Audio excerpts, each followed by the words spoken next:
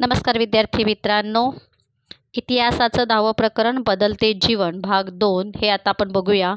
मागचं प्रकरण आंतरराष्ट्रीय समस्या आपण पाहिलं होतं। ज्यांना कोणाला त्या प्रकरणाची लिंक मिळाली नसेल तर त्या यूट्यूब चॅनलवर आपल्या आहे। सबस्क्राईब केल्यानंतर तुम्हाला ह्या सगळ्या लिंक फक्त शाळेच्या अभ्यासाविषयीच्या लिंक तुम्हाला उपलब्ध होतील। राहिलं असेल तर पाहू शकता। आणि सगळ्यात महत्त्वाचं म्हणजे मी तुम्हाला सांगितलं की त्याच्याखाली जे स्वाध्याय आहे तो स्वाध्याय तुम्ही लिहायचा आहे। तो स्वाध्याय पुस्तकाचा अभ्यास करून पुस्तकामध्ये दिलेल्या माहितीच्या आधारे लिहायचा आहे। फार कमी जणांनी मला रिप्लाय दिलेला आहे। नेक्स्ट टाइम असं होता कामा नये। चला आपण बघूया बदलते जीवन भाग 2।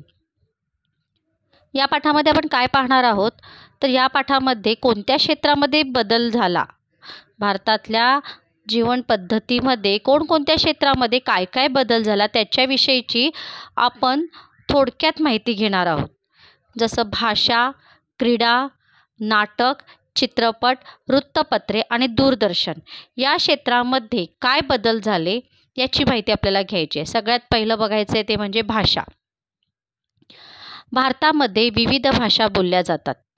1-2 नाही तर जवळजवळ 16 भाषांना मंजुरी आहे की 16 भाषा ह्या महत्त्वाच्या मानल्या जातात। आणि त्याच्या व्यतिरिक्त सुद्धा अनेक भारतीय भाषा, बोलीभाषा आजही वेगवेगळ्या गावांमध्ये बोलल्या जातात। हिंदी, आसामी, बंगाली, गुजराती, कन्नड, काश्मीरी, मल्याळम, मराठी, उडिया, पंजाबी, संस्कृत, तमिळ, तेलुगू, उर्दू, कोकणी, मणिपुरी, नेपाळी, सिंधी या महत्त्वाच्या आहेत। याच्या व्यतिरिक्त अनेक गावांमध्ये बोलीभाषासुद्धा बोलल्या जातात। पण आता हळूहळू काय होत चाललेलं आहे की त्यांची संख्या कमी होत चाललेली आहे। या बोलीभाषा ज्या आहेत त्या बोलण्याचं प्रमाण कमी होत चाललेलं आहे। त्या भाषासुद्धा आपल्याला जपल्या पाहिजेत, कारण की त्या पूर्वीपासून बोलत आलेल्या भाषा आहेत। त्या जर जपल्या नाहीत तो एक चांगला ठेवा आहे। तो जर आपला जतन करून ठेवला नाही तर भविष्य काळामध्ये मग कोणत्या भाषा होत्या हे आपल्याला कळणार नाही। जसं आज इतिहासाच्या कालखंडामध्ये कोणकोणत्या भाषा होत्या हे त्या ठिकाणी लिहिल्यामुळे आपल्याला समजते। पाली भाषा होती, अर्धमागधी भाषा होती, संस्कृत, प्राकृत तर हे आतासुद्धा आपल्याला माहिती आहेत। पण त्या काळामध्ये ज्या काही भाषा लिपी होत्या त्या लिपींची माहिती आज आपल्याला नाही आहे। फक्त त्या काळात तशा भाषा, लिपी या उपलब्ध होत्या हे आपण सांगू शकतो। पण आज आपण बघतो ग्रामीण भागामध्ये प्रत्येक गावामध्ये बोलीभाषा ही वेगवेगळी आहे। पण जे काही शहरीकरण झालेलं आहे, वेगवेगळ्या आधुनिक सोयीसुविधांचा सगळीकडे प्रसार झालेला आहे, त्याच्यामुळे ग्रामीण बोलीभाषा बोलण्याचं प्रमाण हे कमी झालेलं आहे। आणि प्रमाणित भाषा बोलण्याकडे लोकांचा ओघ जास्त आलेला आहे। त्याच्यामुळे ह्या ज्या बोलीभाषा आहेत या बोलीभाषा बोलणाऱ्यांची संख्या देखील कमी होत चाललेली आहे। आणि मग कुठेतरी त्या लुप्त होतील ही जी भीती आहे त्याच्यामुळे सांगितलेलं आहे की हा एक ठेवा आहे, तो ठेवा आपल्याला जतन करता आला पाहिजे। हिंदी चित्रपटांमधून सर्वत्र पोहोचलेल्या हिंदी भाषेने भाषिकदृष्ट्या देश जोडण्याचे काम केले। सगळ्यांना समजणारी, सगळ्यांना येणारी आणि सहजपणे समजणारी भाषा अशी आहे हिंदी भाषा। आणि हिंदी भाषा सर्व दूरवर पोहोचण्याचं, सगळ्यांना समजण्याचं एकमेव साधन काय झालेलं आहे की चित्रपटाच्या माध्यमातून ह्या भाषा सगळ्यांपर्यंत पोहोचलेल्या आहेत। हिंदी चित्रपटातून हिंदी पिक्चर्स समजणं पण सोपं जातं आणि बोलायलाही सोपं जातं। त्याच्यामुळे हिंदी भाषा जी आहे ही सगळ्या देशाला एकत्र जोडण्याचं महत्त्वाचं काम करते। चौकोनामध्ये जी दिलेली माहिती आहे ती तुम्ही वाचायची, एक चांगली माहिती सांगितलेली आहे। पण आपण पुढे जाऊया। 1990 नंतर सुरू झालेल्या जागतिकीकरणाच्या प्रक्रियेमुळे भारतात इंग्रजी भाषेचं प्राबल्य वाढत चाललं आहे। इंग्रजी ही भाकरीची भाषा होऊ लागली आहे। नोकरीच्या अनेक संधी इंग्रजी भाषेमुळे उपलब्ध होऊ लागल्या आहेत। इंग्रजी शिकण्यात भारतीय लोक आघाडीवर आहेत। तथापि या प्रक्रियेने प्रादेशिक भाषांचे अस्तित्व धोक्यात येऊ नये याची काळजी घ्यायला हवी। आज आपण बघतो की सगळीकडे इंग्रजी भाषेचं महत्त्व वाढत चाललेलं आहे। आजच नाही 1990 नंतर इंग्रजी भाषेचं महत्त्व इतकं वाढत चाललेलं आहे की प्रत्येकजण आपल्या मुलाला भविष्यात त्याला कुठली अडचण येऊ नये म्हणून आजच त्याला इंग्रजी भाषेच्या शाळेमध्ये टाकलं जातं. का तर उद्या त्याला इंग्रजीमुळे एखाद्या ठिकाणी त्याला नोकरी करायची असेल, चांगलं शिक्षण घ्यायचं असेल तर त्याला चांगलं इंग्रजी बोलता आलं पाहिजे, लिहिता आलं पाहिजे. यासाठी त्याला इंग्रजी भाषेच्या शाळेमध्ये टाकलं जातं. त्यामुळे इंग्रजी भाषेचं महत्त्व खूपच वाढत चाललेलं आहे. पण काय सांगितलेलं आहे की इंग्रजी भाषा शिकण्यामध्ये आपला देश तर पुढे आहेच, पण इंग्रजी भाषेच्या बरोबर आपल्या ज्या प्रादेशिक भाषा आहेत, या प्रादेशिक भाषांचं देखील महत्त्व तेवढंच आहे. आणि ह्या प्रादेशिक भाषांचं अस्तित्व धोक्यात येऊ नये याची काळजी मात्र आपण घेतली पाहिजे. आपण म्हणजे विविध स्तरावर शासनाने घेतली पाहिजे, त्या ठिकाणी असणाऱ्या वेगवेगळ्या सामाजिक संघटना आहेत त्यांनी घेतली पाहिजे. आता तुम्हाला माहिती असेल मराठीच्या पुस्तकात सुद्धा प्रादेशिक भाषेमधले काही परिच्छेद आलेले असतात आणि त्या परिच्छेदांचं भाषांतर करायला येतं किंवा प्रादेशिक भाषांमधले पाठ अभ्यासाला दिलेले आहेत. प्रामुख्याने याचा विचार हे पाठ्यपुस्तक मंडळाने केलेला आहे की प्रादेशिक भाषांचं अस्तित्व नष्ट न हो आणि येणाऱ्या प्रत्येक पिढीला प्रादेशिक भाषा माहिती असल्या पाहिजे, ताकी आपल्या राज्यामध्ये कोणत्या प्रादेशिक भाषा आहेत तर ह्या माहितीसुद्धा असल्या पाहिजेत. त्या अनुषंगाने विविध पाठांचं नियोजन त्या ठिकाणी केलं जातं. आपल्याकडे बघा आपण मराठी तर बोलतोच, पण मराठीशिवाय कोकणात राहणारे कोकणी भाषा, मालवणी भाषा ती भाषा बोलली जाते. त्याचबरोबर अनेक ठिकाणी थोडीशी खानदेशकडच्या भागामध्ये खानदेशी भाषा, अहिराणी भाषा बोलली जाते. रायगडसारख्या भागामध्ये थोडीशी त्यांच्या भाषेचं वेगळ्या पद्धतीने त्यांची भाषा ते बोलत असतात. ठाण्याकडच्या भागामध्ये आदिवासी लोकांची एक वेगळी आदिवासी भाषा आहे, त्या पद्धतीने बोलतात. मग ह्या सर्व प्रादेशिक ज्या भाषा आहेत यांचं अस्तित्व टिकून राहिलं पाहिजे, त्याची काळजी आपण घेतली पाहिजे. आलं लक्षात? समजलं तुम्हाला हे महत्त्वाचे मुद्दे? एक म्हणजे इंग्रजी भाषा तर आपल्याला शिकायची आहे, आपल्याला जगाच्या समोर उभं राहायचं आहे, आपल्याला जगाच्या समोर तोडीस तोड द्यायची आहे, तर इंग्रजी भाषा आपल्याला अवगत झाली पाहिजे. पण त्याचबरोबर आपल्याला आपल्या प्रादेशिक भाषासुद्धा आल्या पाहिजेत. ठीक आहे. आता दुसरा कुठल्या क्षेत्रामध्ये बदल झाले तर क्रीडा. खेळाच्या बाबतीमध्ये कोणते बदल झालेले आहेत तर पूर्वीचे असणारे खेळ आणि त्याच्यानंतर खेळाच्या स्वरूपात, खेळाच्या प्रकारात कसे बदल झाले ते बघूया. स्वातंत्र्यपूर्व काळात क्रीडा क्षेत्रात मोजक्या खेळांची नावं घेतली जायची. देशाला स्वातंत्र्य मिळायच्या आधी आपण काही ठराविक खेळांचीच नावं घ्यायचो. यामध्ये मात्र बदल झाला आणि बदल करण्याचं काम काही खेळाडूंनी केलं. ठराविकच खेळ खेळले जायचे, ठराविकच खेळ हे पुढे यायचे. पण काही असेही खेळ होते ते खेळ कोण खेळायचेही नाही किंवा त्याच्यात खेळण्याचं धाडसही कोण दाखवत नव्हतं. पण काही खेळाडूंनी ते धाडस दाखवलं आणि जगासमोर, भारतासमोर असे खेळ हे आले. खेळ आणि खेळाडू दोघेही मोठे झाले. त्यातील एक उत्तम उदाहरण आहे ते म्हणजे गीत सेठी. गीत सेठीचं नाव ऐकलं असेल. गीत सेठीबद्दल काही माहिती हवी असेल तर गुगलवर सर्च करा, त्याच्या फोटोसहित सर्व माहिती उपलब्ध होईल. गीत सेठी बिलियर्ड्स या खेळाच्या स्नूकर या प्रकारात सेठी यांनी जागतिक प्रावीण्य मिळवलेलं आहे. बघा, हा खेळ स्वातंत्र्यपूर्व काळामध्ये भारतामध्ये प्रचलित नव्हता. या खेळाला मोठं करायचं काम केलं होतं ते म्हणजे गीत सेठी यांनी. आणि खेळ तर मोठा झाला आणि खेळाडूसुद्धा काय झालेला आहे, मोठा झालेला आहे. वयाच्या 15व्या वर्षी बिलियर्ड्सची कुमार राष्ट्रीय स्पर्धा त्यांनी जिंकली. पुढे राष्ट्रीय व आंतरराष्ट्रीय स्पर्धात त्यांनी अजिंक्यपदे मिळवली. जागतिक व्यावसायिक स्पर्धेत 5 वेळा, जागतिक हौशी बिलियर्ड्स स्पर्धेत 3 वेळा त्यांनी विजेतेपद मिळवलं. या खेळाला त्यांनी लोकप्रियता मिळवून दिली. बघा, गीत सेठीने फक्त खेळाला सुरुवात केली आणि खेळला नाही. आणि कधीपासून त्यांनी खेळायला सुरुवात केली आहे तर वयाच्या 15व्या वर्षीपासून बिलियर्ड्सने या खेळाला सुरुवात केली आणि खेळत असताना त्यांनी कुमार राष्ट्रीय स्पर्धा जिंकली. पुढे त्यांनी राष्ट्रीय आंतरराष्ट्रीय स्पर्धेमध्ये अजिंक्यपद मिळवलं. जागतिक व्यावसायिक स्पर्धेमध्ये त्यांनी 5 वेळा आणि जागतिक हौशी बिलियर्ड स्पर्धेमध्ये त्यांनी 3 वेळा विजेतेपद मिळवलं. म्हणजे त्यांनी स्वतः तर जिंकला, पण हा खेळ किती महत्त्वाचा आहे त्याचं महत्त्वसुद्धा लोकांना पटवून दिलं. वृत्तपत्रांमध्ये या खेळाच्या बातम्या छापून येण्यास सेठी यांचे कर्तृत्व कारणीभूत आहे. आता तो खेळत होता, जिंकत होता, पण या खेळाविषयीची माहिती लोकांपर्यंत पोहोचली पाहिजे.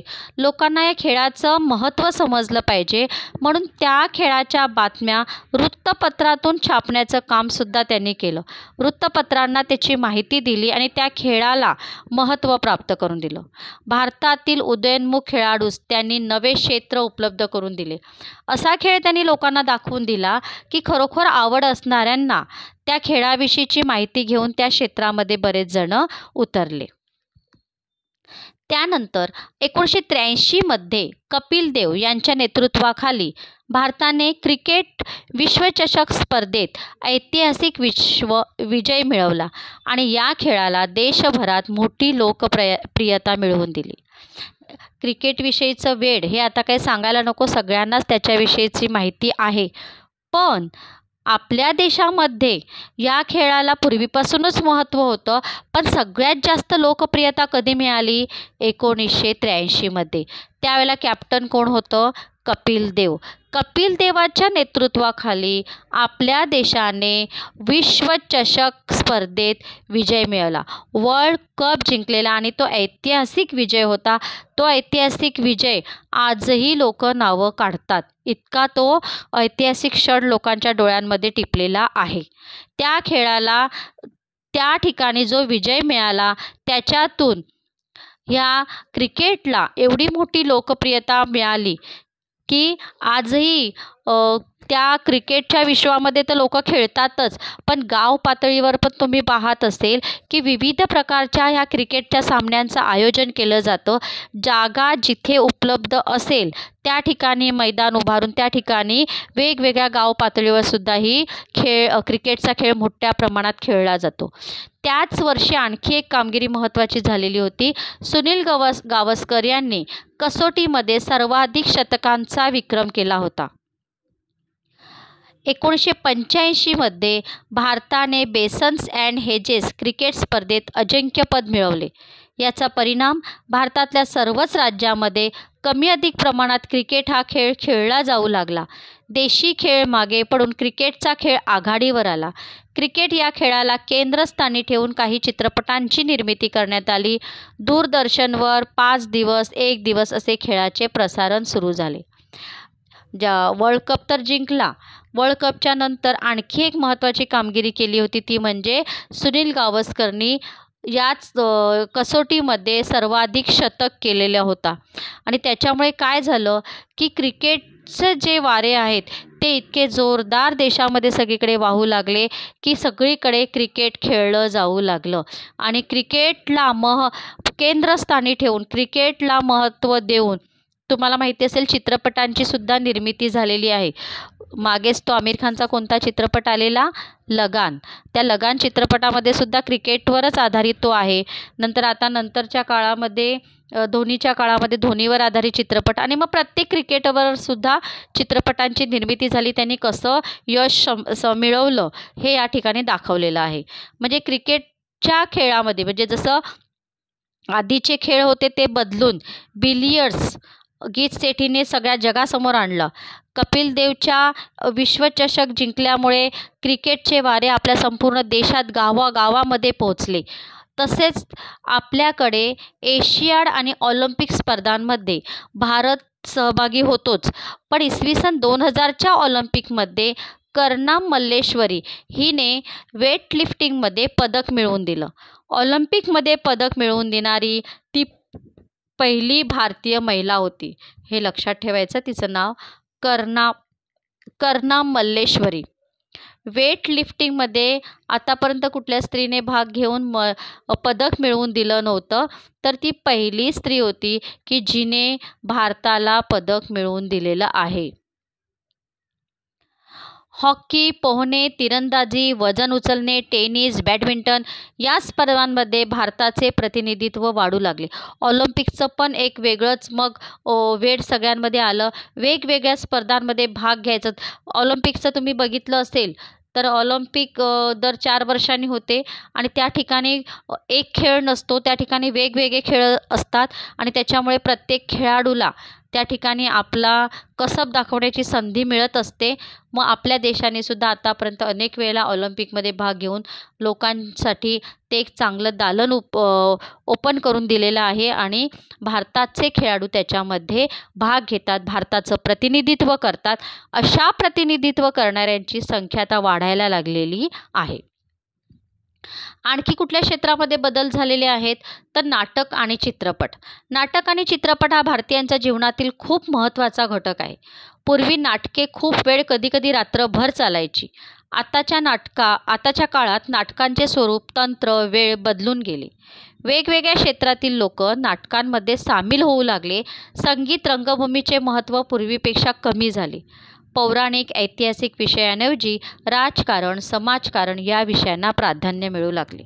आता नाटकाच्या क्षेत्रात कसा बदल झाला तर तुम्हाला त्याची एवढी आयडिया नसेल, कारण नाटक हे तरुण पिढी नाटकाकडे फार कमी प्रमाणात वळते, पण चित्रपटाकडे पटकन आकर्षित होते.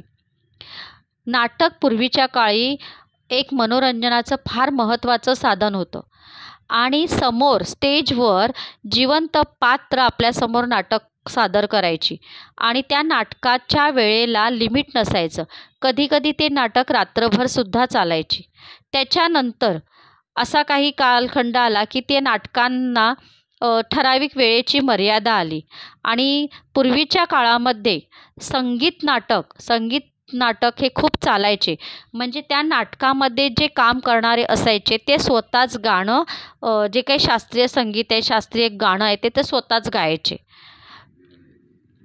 पण नंतर आत्ताच्या काळात बघितलं तर नाटकांचं स्वरूप बदललंय.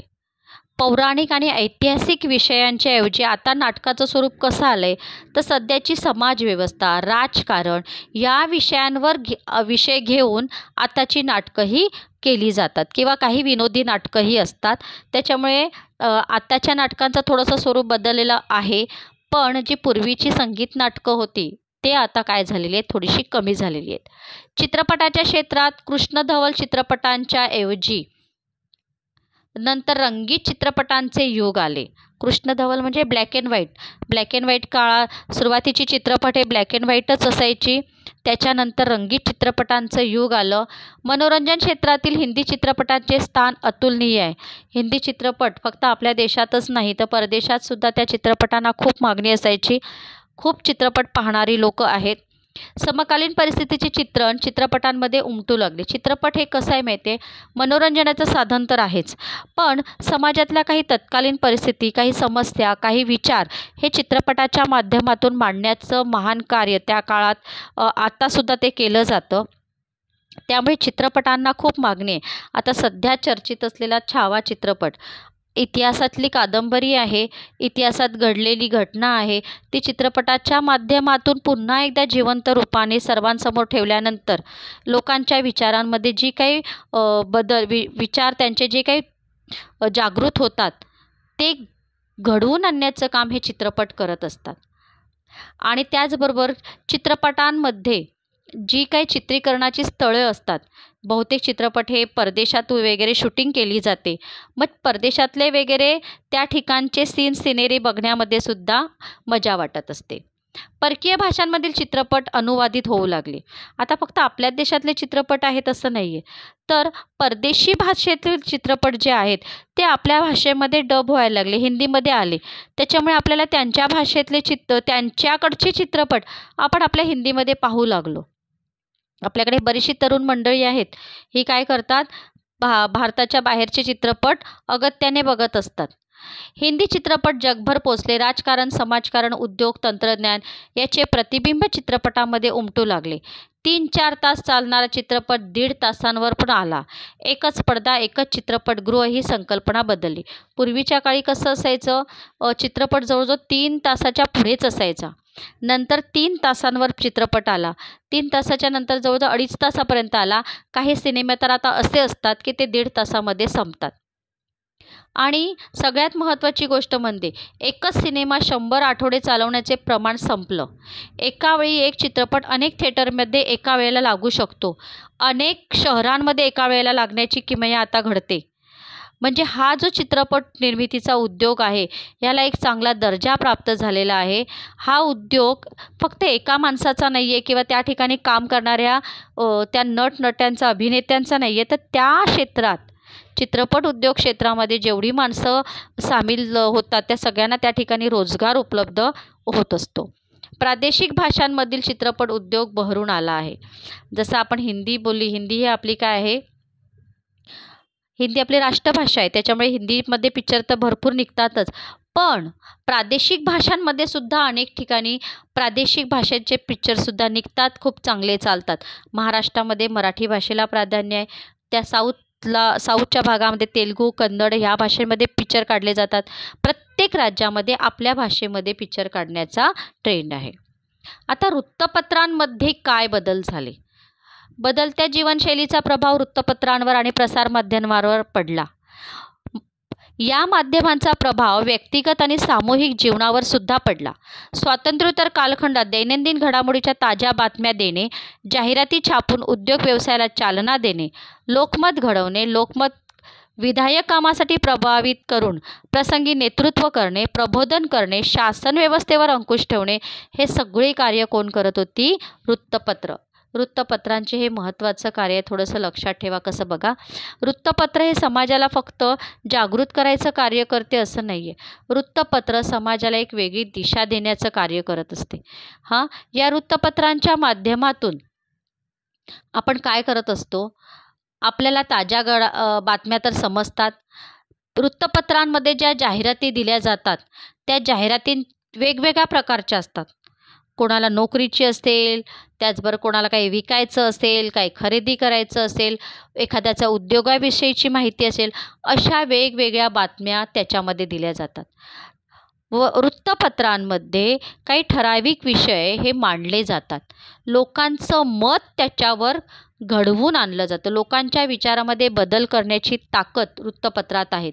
लोकमत विधायक कामासाठी प्रभावित करून प्रसंगी नेतृत्व करणे, लोकांचं प्रबोधन करणे, लोकांना चांगल्या गोष्टी सांगणे, लोकांच्या विचारांमध्ये बदल करणे आणि त्याचबरोबर शासन व्यवस्थेमध्ये जर काही अघटित घडत असेल, चुकीचं घडत असेल, तर शासन व्यवस्थेवर अंकुश ठेवणे, नियंत्रण ठेवण्याचं सगळ्यात महत्त्वाचं कार्य कोण करते?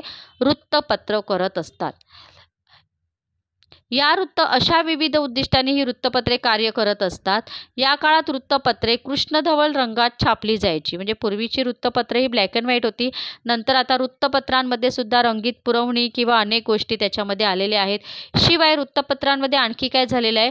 तालुका किंवा जिल्ह्यांचे मुखपत्र ओळखल्या जाणाऱ्या वृत्तपत्रांना खूप मोठ्या प्रमाणात मागणी. जसं वसई विरारमध्ये राहणाऱ्यांसाठी जर जे वृत्तपत्र आहे लोकमत असेल, तर त्यांच्यासाठी पुरवणी वसई विरारची असते. म्हणजे वसई विरारमधल्या भागातल्या गावातली किंवा त्या ठिकाणची माहिती त्या पुरवणीमध्ये दिली जाते. तेच लोकमत मुंबईचं असेल, तर जी पुरवणी आहे ती मुंबई विभागातली माहिती त्या ठिकाणी दिली जाते. राज्यस्तरीय साखळी स्वरूपाची पत्रांशी स्पर्धा करावी लागत आहे. वृत्तपत्रे आता अधिकच सक्रिय होऊ लागली आहेत. दुष्काळग्रस्तांसाठी निधी उभारणे, पूरग्रस्तांसाठी निधी उभारणे, हुशार परंतु आर्थिकदृष्ट्या दुर्बल घटकातील विद्यार्थ्यांना उच्च शिक्षणासाठी मदत करणे, हे खूप छान कार्य करते. सांस्कृतिक कार्यक्रम आयोजित करणे, पुरस्कृत करणे, अशा विविध मार्गाने वृत्तपत्रे आपल्या जीवनाचा अविभाज्य भाग बनलेली आहेत. पण आजची तरुण पिढी वृत्तपत्र फारशी वाचताना दिसत नाहीत. तुम्हाला जर जनरल नॉलेज वाढवायचं असेल, भविष्यातल्या वेगवेगळ्या कॉम्पिटिटिव्ह एक्झामला बसायचं आहे आणि आपल्याला त्या एक्झाममध्ये असे काही प्रश्न विचारले जातात ज्याचं नेहमी वृत्तपत्रांचं पेपरचं वाचन चांगलं आहे, त्यांना त्या प्रश्नांची उत्तरं चांगली देता येतील. म्हणून माझं नेहमी सांगणं असते की वर्तमानपत्र वाचलीच पाहिजे आणि ती सवयच लावायची आहे. सगळ्यात महत्त्वाचा एक घटक मला असा वाटला तो आहे की आता जेव्हा 10वीची वगैरे परीक्षा होणार, रिझल्ट लागतात 10वी 12वीच्या परीक्षांचे, तेव्हा त्याच्यामध्ये अशी काही हुशार मुलं असतात पण त्यांची आर्थिक परिस्थिती खूप गरीब असते. अशा मुलांची माहिती वृत्तपत्रांमधून दिली जाते आणि मग त्यांना शैक्षणिकदृष्ट्या मदत करण्याचं आवाहन समाजाला केलं जातं आणि कितीतरी दानशूर व्यक्ती अशा मुलांना मदत करायला पुढे येत असतात. म्हणजे वृत्तपत्र हे सगळ्यात महत्त्वाचं कार्य करते. त्याचबरोबर इतर गोष्टी तर आहेत. जेव्हा दुष्काळ पडतो तेव्हा निधी उभारणे, पूर कुठे आला असेल तर त्या पूरग्रस्तांसाठी मदत करणे, अशी सगळी कामंसुद्धा वृत्तपत्राच्या माध्यमातून होत असतात. म्हणजे पूर्वी स्वातंत्र्याच्या आधीच्या काळामध्ये वृत्तपत्रातून काय होत होतं, स्वातंत्र्य मिळण्यासाठी जी धडपड चाललेली ती सगळी माहिती त्याच्यामध्ये असायची. पण स्वातंत्र्योत्तर काळामध्ये वृत्तपत्रांचं स्वरूप बदलत गेलेलं आहे. आणि आता सगळ्यात महत्त्वाची गोष्ट ती म्हणजे दूरदर्शन. भारतात स्वातंत्र्योत्तर कालखंडात दूरदर्शनचे आगमन झाले. सुरुवातीला कृष्णधवल ब्लॅक अँड व्हाईट असणारे दूरदर्शन पुढे रंगीत झाले. सुरुवातीला मोजकेच कार्यक्रम आणि ठराविक वेळ मनोरंजन असे दूरदर्शनचे स्वरूप होते. पुढे शैक्षणिक उपक्रम, वार्तापत्रे, राष्ट्रपती प्रधानमंत्र्यांच्या दौऱ्यांचे सविस्तर वार्तांकन, बातम्या असे अनेक उपक्रम वाढत गेले. रामायण आणि महाभारत या मालिकांच्या काळात बहुसंख्य लोक दूरदर्शनसमोर बसून असायची. हे तर फार महत्त्वाचं आहे. हा आमचा कालखंड आहे की त्या काळामध्ये टी व्ही समोर दिवसभर बसून राहायची कधी वेळच यायची नाही. टी व्हीवर कार्यक्रम हे ठराविक वेळेलाच असायचे आणि तेही संध्याकाळीच. एक बातम्या लागायच्या, त्याच्यानंतर जे काही 8 वाजता एखादी सिरियल असायची ती अर्ध्या तासामध्ये संपायची. मग दिल्लीकडच्या हिंदीतल्या बातम्या, 10 वाजता इंग्रजीमधल्या बातम्या, अशा ठराविक शेड्यूल असायचा. त्याच्या व्यतिरिक्त दिवसभर टी व्ही हा बंदच असायचा. नंतर असा दौर आला की त्याच्यामध्ये रामायण महाभारताच्या मालिका सुरू झाल्या आणि तेव्हा लोक टी व्हीवर, ते पण रविवारीच मालिका असायच्या, दिवसभर नाहीत. तर रविवारी त्यांच्या ठराविक वेळ असायची, त्या वेळेत लोक टी व्ही समोर बसायची आणि ती पौराणिक मालिका बघण्यामध्ये दंग व्हायच्या. या माध्यमांची लोकप्रियतेची चुणूक या मालिकांनी दाखवून दिली. 1991च्या इराक युद्धाचे जिवंत दृश्य वार्तांकन CNN वाहिनीने जगभर दाखवले. CNN ही बाहेर देशातली वाहिनी आहे. त्यावेळेला जे इराकचं युद्ध झालं ते कसं झालं ते लाईव्ह त्या ठिकाणी म्हणजे जे झालं त्याचं टेलिकास्ट तिकडे दाखवत होते. या टप्प्यावर भारतातील वृत्तवाहिनीचे विश्वच बदलून गेले. 1998मध्ये आपल्याकडे सगळ्यात पहिला स्टार हा खाजगी उद्योग समूह आला. तोपर्यंत दूरदर्शनच होतं. दूरदर्शन म्हणजे शासकीय वाहिन्या होत्या. त्याच्यानंतर पहिल्यांदा ही प्रायव्हेट स्टार प्लस स्टार आलेला. यामुळे भारतातील सुरुवातीच्या काळातील नीरस, एकसुरी, प्रचारकी स्वरूपाच्या बातम्यांचे विश्व बदलले. हे स्टार आल्यामुळे ते दिवसभर त्यांच्या कार्यक्रमांचं प्रसारण चालू राहायचं. भाषा सादरीकरणाचे तंत्रसज्ज स्टुडिओ आणि OB व्हॅन्सचा वापर यामुळे वाहिन्यांनी विस्तार घडवून आणला. यामुळे वार्तांकनात खुलेपणा, बहुविविधता आली. देशाचा कानाकोपरा जोडला गेला. याचा परिणाम राजकारणावर सुद्धा झाला. सारा देश बदलू लागला. आज आपण बघतो, आज आपल्याकडे इतके अनेक चॅनल आलेले आहेत. टी व्ही कधीही ऑन करा, तुम्हाला बातम्यांसाठी वेगळे चॅनल आहेत, सिरियलसाठी वेगळे चॅनल आहेत, तुम्हाला डिस्कव्हरीसाठी वेगळे चॅनल आहेत, अभ्यासासाठी वेगळे चॅनल आहेत. अशा विविध मार्गाने त्या टी व्हीमध्ये आज आपल्याला ज्ञानाचा खजिना पाहायला मिळतो, जो काही वर्षापूर्वी उपलब्ध नव्हता. आज त्याचं स्वरूप काय झालेलं आहे, पूर्णपणे बदललेलं आहे. आतापर्यंत आपण आधुनिक भारताचा इतिहास अभ्यासला. नेक्स्ट इयर जेव्हा तुम्ही 10वीला जाणार तेव्हा याचा उपयोग व्यवहारातल्या जीवनामध्ये कसा करायचा आहे ते पाहायचं आहे. तर आपल्याला हे प्रकरण अतिशय छान होतं की बदलतं जीवन, आपलं भारतातलं बदलतं जीवन आणि विशेष करून भाषा, क्रीडा, नाटक, चित्रपट या क्षेत्रामध्ये ते कशा पद्धतीने बदलत गेलेलं आहे. अतिशय सुंदर असा धडा आहे. आय होप तुम्हाला समजलं असेल असं मी गृहीत धरते. ठीक आहे. मग इथे थोडेसे प्रश्नोत्तर बघा काय दिलेले आहेत. भारताने टिपटिपच्या नेतृत्वाखाली विश्वचषक क्रिकेट स्पर्धा जिंकली. मगाशी सांगितलेलं आहे. 1983मध्ये कोण होता कॅप्टन? कपिल देव. जागतिकीकरणाच्या प्रक्रियेमुळे भारतात टिपटिप भाषेचे प्राबल्य वाढत चालले आहे. जगामध्ये टिकून राहायचं तर आपल्याला कुठली भाषा आली पाहिजे? इंग्रजी. त्याचबरोबर आता भारतातल्या महत्त्वाच्या भाषा कोणत्या त्या लिहा. ऑलिम्पिक स्पर्धांमध्ये पदकप्राप्त खेळाडूंची नावं लिहा. तुम्ही पाहिलेले बालचित्रपट, आता हा अनुभव तुमचा लिहायचा आहे हां. तुम्ही कोणते बालचित्रपट पाहिले ते लिहा. विविध बातम्यांचे प्रसारण करणाऱ्या वृत्तवाहिनींची नावं लिहा. कोणकोणत्या बातम्या प्रसारित करणारे चॅनल कोणते आहेत त्यांची नावं लिहायची आहेत. विधान सकारण. विधान सकारण सांगितले म्हणजे कारण देऊनच स्पष्ट करायचे आहेत. भारतात सर्वत्र कमी अधिक प्रमाणात क्रिकेट खेळले जाऊ लागले. भारतामध्ये क्रिकेटचे वारे कसे वाहिले, का वाहिले, कुठून सुरुवात झाली त्याचं कारण लिहायचं आहे तुम्हाला. आपण पाहिलेलं होतं 1983चं वर्ल्ड कप. चित्रपटाचे अर्थकारण बदलत आहे. चित्रपटातली जी बदलतं स्वरूप आहे त्याच्याविषयीची माहिती लिहायची आहे. भारतीय भाषांच्या बोलीभाषा जपणे का आवश्यक आहे. हा सुरुवातीच्याच पॅसेजमध्ये असलेला प्रश्न होता. बोलीभाषा ज्या आता लुप्त होत चाललेल्या आहेत पण त्यासुद्धा जपणं फार गरजेचं आहे.